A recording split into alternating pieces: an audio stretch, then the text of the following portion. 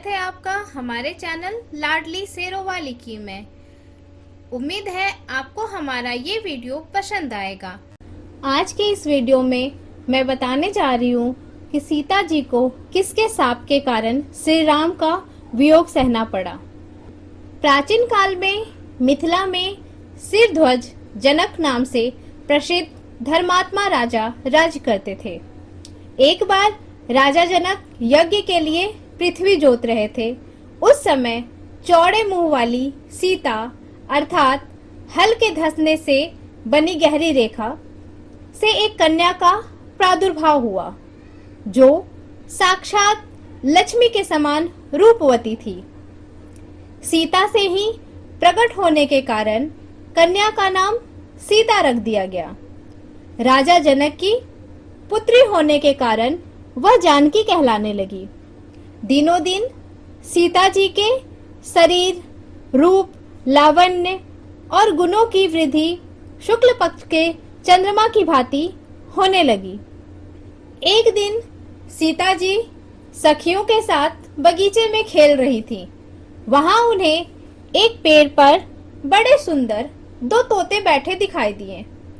वे पक्षी आपस में एक कथा कह रहे थे कि इस पृथ्वी पर श्री राम नाम से प्रसिद्ध एक बड़े सुंदर राजा होंगे। उनकी महारानी का नाम सीता होगा।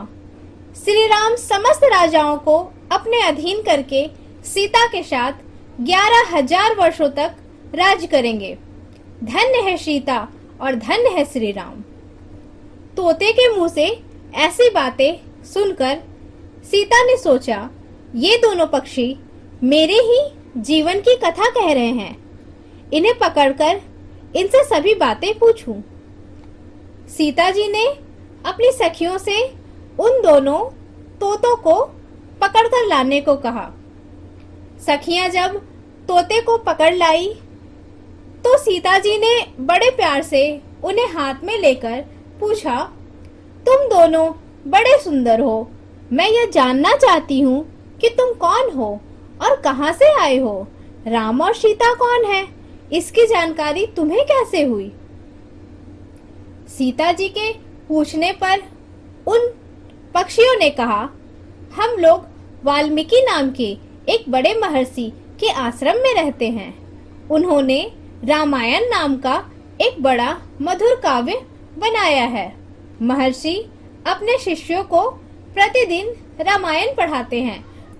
प्रतिदिन सुनते सुनते हमें भी उसकी बहुत सी बातें मालूम हो गई है। हम तुम्हें श्री राम का परिचय देते हैं। सुनो, अयोध्या के महाराज दशरथ श्रृंग ऋषि को बुलाकर उनसे पुत्रेष्टि यज्ञ करवाएंगे।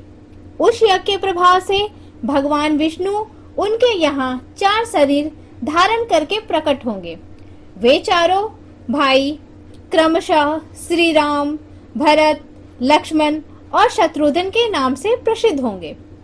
श्री राम महर्षि विश्वामित्र के साथ मिथिला आएंगे और राजा जनक के यहाँ रखा हुआ भगवान शिव का धनुष तोड़कर सीता के साथ विवाह करेंगे। उनके तीनों भाइयों का विवाह भी मिथिला में ही होगा। पक्षियों की बातें सीता के कानों में अमृत की वर्षा कर रही थी। उन्होंने पक्षियों से कहा, तुम्हारी बातें मुझे बड़ी प्रिय लगती है। श्री रामचंद्र जी कैसे हैं, उनके गुणों का वर्णन करो। तोते की स्त्री सुग्गी समझ गई कि यही जनक नंदिनी है। उसने कहा, श्री रामचंद्र जी का रूप कितना मनोहर है, इसका वर्णन मैं कहाँ तक करूं। वे सब प्रकार के ऐश्वर्यमय गुणों से युक्त हैं। जनक किशोरी सीता धन्य है, जो रघुनाथ जी के साथ हजारों वर्षों तक प्रसन्नता पूर्वक रहेगी। किंतु सुंदरी, तुम कौन हो जो इतने प्रेम से श्री रामचंद्र जी के गुणों का वर्णन सुनती हो। जानकी जी बोली, जिसे तुम जनक नंदिनी सीता कहती हो वह मैं ही हूँ। श्री राम ने मेरे मन को अभी से लुभा लिया है।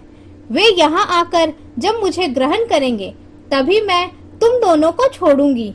तुम मेरे घर में सुख से रहो और मीठे मीठे पदार्थों का भोजन करो।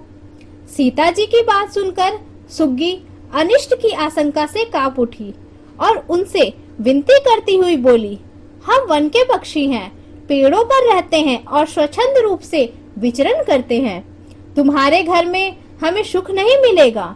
मैं गर्भिणी हूँ, अपने स्थान पर जाकर बच्चे को जन्म दूंगी, उसके बाद फिर तुम्हारे पास आ जाऊंगी।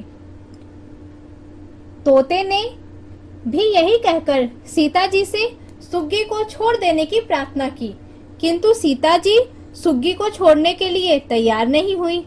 दोनों पक्षी बहुत गिड़गिड़ाए, पर सीता जी बालकों के समान हठ पर अड़ी रही। वे वन के स्वच्छंद पक्षियों की हृदय की वेदना न समझ सकी। सुग्गी के लिए पति का वियोग असह्य हो रहा था। वह क्रोध से बोली, मुझको इस अवस्था में तू पति से अलग कर रही है, अतः तुझे भी गर्भावस्था में पति से अलग होना पड़ेगा। ऐसा कहकर राम राम का उच्चारण करते हुए सुग्गी ने अपने प्राण त्याग दिए। तभी आकाश से एक सुंदर विमान आया और वह दिव्य रूप धारण करके भगवान के धाम को चली गई। थोड़ी देर बाद पत्नी के वियोग में तोते ने भी प्राण त्याग दिए। इस प्रकार सीता जी के जीवन में आने वाले विरह दुख का बीज उसी समय पड़ गया। इसी बैर भाव का बदला लेने के लिए वही तोता अयोध्या में धोबी के रूप में प्रकट हुआ और उसके लगाए लांछन के कारण सीता जी को वनवास का और श्री राम के विरह का दुख भोगना पड़ा। इस वीडियो को देखने के लिए धन्यवाद। अगर आपको हमारा वीडियो पसंद आया तो इसे लाइक करें, कमेंट करें, शेयर करें और ऐसे ही अच्छी वीडियो के लिए हमारे चैनल को सब्सक्राइब करना ना भूलें। साथ ही बेल आइकन भी हिट करें ताकि मेरी नई वीडियो की नोटिफिकेशन आप तक पहुंचती रहे।